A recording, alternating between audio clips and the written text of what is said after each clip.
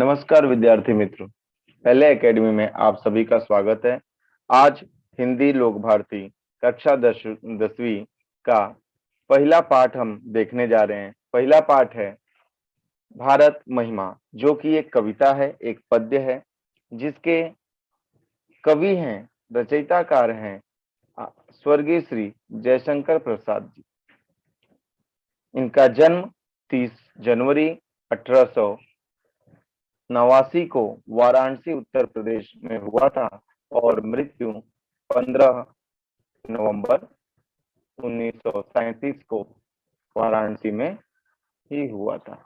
यह एक प्रसिद्ध कवि, नाटककार, कहानीकार और उपन्यासकार। तो आइए आज हम भारत महिमा में जो जयशंकर प्रसाद जी ने भारत के बारे में जो बताना चाहते हैं उस पर ध्यान देते हैं। जयशंकर प्रसाद कहते हैं कि प्रकृति ने हमारे भारत देश की रचना बड़े प्यार से की है। हमारे देश हिमालय की गोद में बसा हुआ है। हमारा देश हिमालय की गोद में बसा हुआ है। हमारे देश में हमारा देश सबसे पहले जागृत हुआ था और इसकी संस्कृति सबसे पुरानी है। प्रस्तुत कविता में कवि ने हमारे प्यारे भारत देश के महिमा मंडित अतीत का मनोरम चित्रण किया है। कवि की आकांक्षा है कि सदैव अपने देश पर, इसकी सभ्यता पर और संस्कृति पर हमें गर्व करना चाहिए और आवश्यकता पड़ने पर हमें देश के लिए अपना सर्वस्व न्यौछावर करने के लिए सदा तैयार रहना चाहिए। तो प्यारे विद्यार्थियों, चलो आज हम देखते हैं। अब देखते हैं इसके बाद से इसका पद्य का भाग जो है। तो पहला जो पद है वह है कि हिमालय के आंगन में उसे किरणों का दे उपहार, उषा ने हंस अभिनंदन किया और पहनाया ही रखा। कवि जयशंकर प्रसाद जी कहते हैं कि हमारा प्यारा जो भारत देश है यह हिमालय के आंगन के समान है। प्रतिदिन उषा, उषा यानी सुबह, सुबह जो है वह भारत को सूर्य को किरणों का उपहार देते हैं। तब ऐसा लगता है मानो हंसकर वह भारत भूमि की अभिनंदन कर रही हो। ओस की बूंदों पर जब प्रातःकालीन सूर्य की रश्मियां यानी किरणें पड़ती है तो ऐसा लगता है जैसे सुबह ने भारत को हीरो का हार जो पहना दिया है। यहाँ पर जो कठिन शब्द हैं उनके यहाँ बगल में ही मैंने उसके अर्थ भी आपको दिए हैं। दूसरा पद्य इसका देखते हैं। वह क्या बता रहे हैं कि जगे हम लगे जगाने, विश्वलोक में फैला फिर आलोक, व्योमतम पुंज हुआ तब नष्ट, अखिल संस्कृति हो उठी अशोक। कवि कहते हैं कि पहले हम जगे, यानी कहने का तात्पर्य यह है कि पहले जो है हमने अपना पहले ज्ञान का उदय जो है वह भारत में हुआ, यानी हम सबसे पहले ज्ञानी बने। फिर हमने उस ज्ञान का प्रचार प्रसार पूरे जगह पे, पूरे विश्व में किया। लगे जगाने का अर्थ है कि हमने उस ज्ञान को पूरे विश्व में बढ़ाया और जो पूरे लोक में, जो पूरे विश्व में जो अंधकार फैला हुआ था अज्ञानता का, उसको हमने क्या किया, उसको हमने ज्ञानमय बनाया, उसको हमने ज्ञानमय बनाया और इस कारण समग्र संसार आलोकित तो हो उठा। यानी कि समस्त जो संसार है वह क्या हो गया, वह ज्ञान पाकर प्रकाशमय हो गया और अज्ञान रूपी अंधकार का विनाश हुआ और संपूर्ण सृष्टि पर जो संस्कृति हो उठी अशोक। संस्कृति मतलब क्या? संस्कृति मतलब होता है संसार, पूरी संसार जो है वह दुख रहित हो चुकी, अशोक यानी शोक रहित हो उठी। आगे देखते हैं। अगला भाग जो है हमारा वह है कि विमल वाणी ने वीणा ली, कमल कोमल कर में सप्रीत। सप्त स्वर सब सिंधु में उठे, छिड़ा सब मधुर साम संगीत। यहाँ पर बताया गया है कि वाणी की देवी माँ सरस्वती ने अपने, देखो यहाँ पर बताया गया है कि वाणी की देवी माँ सरस्वती ने अपने हाथों में, कमल के समान कोमल हाथों में उन्होंने वीणा धारण किया है। और जब इन्होंने इस वीणा पर सप्त स्वर मतलब सातों स्वरों को जब उन्होंने साधा है, तो सातों समुद्र में जो इन स्वरों से एक मोहक सरगम गूंजने लगा है। और इसी मोहक सरगम को सामवेद मधुर संगीत का जन्म हुआ, और इसी महान देश में संगीत के वेद सामवेद की रचना हुई। आइए अगली पंक्ति को देखते हैं। अगली पंक्ति है, विजय केवल लोहे की नहीं, धर्म की रही धरा पर धूम। भिक्षु होकर रहते सम्राट, दया दिखलाते घर घर घूम। कवि जयशंकर प्रसाद जी कहते हैं कि विजय केवल लोहे की नहीं, धर्म की रही धरा पर धूम। भारत के लोगों ने शस्त्रों के बल पर कभी देश को नहीं जीता है। आप इतिहास उठाकर देख लीजिएगा कि हमने कभी किसी पर आक्रमण नहीं किया, हमने शस्त्र के बल पर किसी को नहीं जीता है। यहाँ प्राचीन काल से ही लोग अपने मन में धर्म की प्रखर भावना रही है, और उन्होंने संसार को में धर्म का प्रचार किया है। हमने लोगों को जीता है, वह धर्म के सहारे जीता है। जैसे गौतम बुद्ध और महावीर जैसे धर्म पुरुष हुए हैं, और जिन्होंने भिक्षु होकर रहते सम्राट, दया दिखलाते घर घर घूम। यानी कि गौतम बुद्ध और वर्धमान महावीर जैसे धर्म पुरुष हुए हैं, जिन्होंने विशाल साम्राज्य छोड़कर भिक्षु का स्वरूप धारण कर लिया, और घर घर घूमकर लोगों का कष्ट दूर करने का प्रयास किया है और धर्म का प्रचार किया है। अब आगे देखते हैं अगला भाग जो है वह क्या है। वहां पर देखिए अगला भाग है, यवन को दिया दया का दान, चीन को मिली धर्म की दृष्टि। मिला था स्वर्ण भूमि को, रत्नशील की सिंहल को भी सृष्टि। हमने यवन को पराजित करने के बाद उसे दया पूर्वक क्षमा कर दिया, उसे दया का दान दे दिया।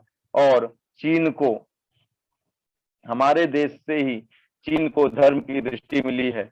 जैसे कि चीन के अंदर जो धर्म है वह बौद्ध धर्म है, और बौद्ध धर्म का ही प्रचार प्रसार करने के लिए सम्राट अशोक ने अपने पुत्र और पुत्रियों को जो है वह पूरे विश्व में भेजा था। सम्राट अशोक ने अपने पुत्र महेंद्र और पुत्री संघमित्रा को पूरे देश में भेजा था, और उन्होंने प्रचार प्रसार किया। और इसी प्रकार चीन को जो है वह धर्म का दृष्टि मिला, और स्वर्ण भूमि को रत्न, स्वर्ण भूमि जो है वह जावा एक द्वीप है जो कि आज के समय पर इंडोनेशिया में है। जावा द्वीप में भी हमने बौद्ध धर्म का प्रचार किया, और श्रीलंका में भी भेजा। और जावा और श्रीलंका के लोगों को हमने किसका ज्ञान दिया है? पंचशील का हमने किया है। जावा और श्रीलंका के लोगों को पंचशील का हमने ज्ञान दिया है। पंचशील क्या होता है? अहिंसा, असत्य, परिग्रह, सत्य, ब्रह्मचर्य आदि के जो सिद्धांत है वह हमने ही दिया है। आगे देखते हैं कि किसी का हमने छीना नहीं, प्रकृति का रहा पालना यही। हमारी जन्मभूमि थी यही, कहीं से हम आए थे नहीं। कभी कहते हैं भारतीयों ने कभी किसी की संपत्ति को नहीं छीना, हमने कभी किसी का कुछ नहीं छीना और ना छीनने का प्रयास किया, क्योंकि हमें पता है कि हमारे भारत देश में प्रत्येक वस्तु जो है वह प्रकृति के द्वारा मिलती है। हमारे भारत देश पर प्रकृति का एक महान कृपा रहा।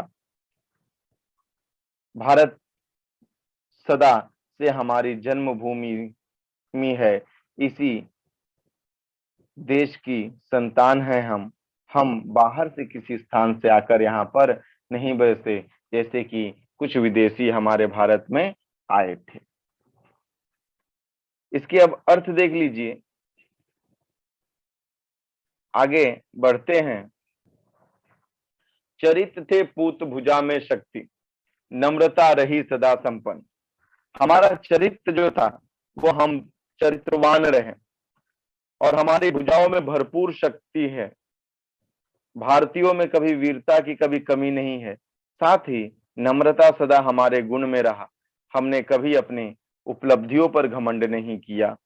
अब में अपनी सभ्यता और संस्कृति पर गर्व रहा है। हम कभी किसी को दुखी नहीं देख सकते।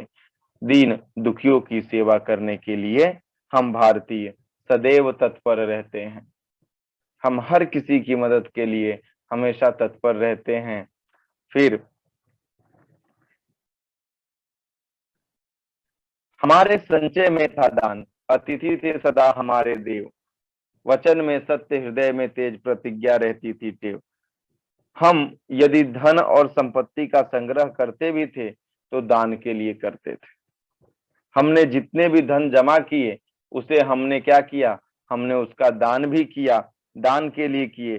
दानवीरता भारतीयों का गुण रहा और हमारे देश में अतिथि को सदा देवता का सम्मान माना जाता था। यानी अतिथि जो है वह देख भगवान का रूप लेकर हमारे यहाँ पर आया है। भारत के लोग सत्य बोलना अपना धर्म मानते थे। हम राजा हरिश्चंद्र के संतान हैं ऐसे हम मानते हैं। हमारे हृदय में तेज था, गौरव था। हम सदा अपनी प्रतिज्ञा पर अटल रहते थे। प्राण जाए पर वचन न जाए हमारा जीवन का मूल्य रहा है।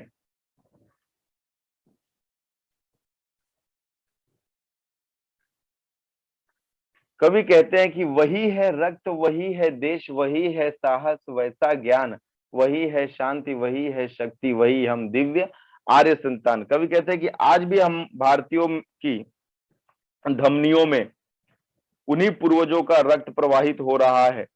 आज भी हमारा देश वैसा ही है। आज भी भारतीयों में वैसे ही साहस है। भारतीय आज भी ज्ञान के क्षेत्र में सबसे आगे हैं। आज भी हम पहले के समान शांति के पुजारी हैं। देशवासियों में वैसी ही शक्ति है। हम उन्हें आर्य के की दिव्य संतान मानते हैं। यानी कि हमारे अंदर भी हमारे ही पूर्वजों का खून जो है वह दौड़ रहा है और वही देश है।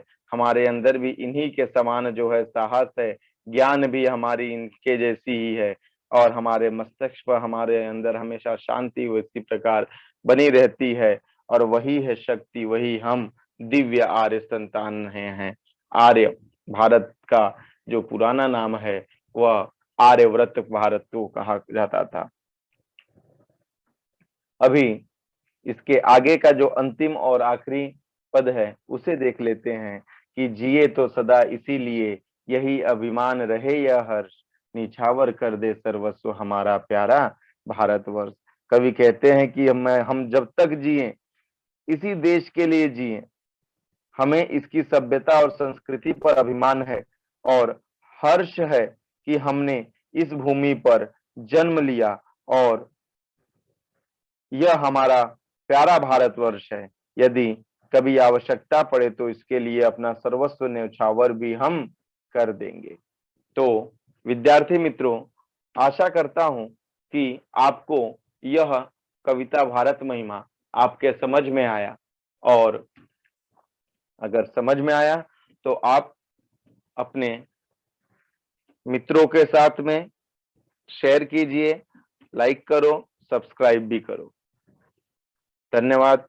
जय हिंद, जय भारत।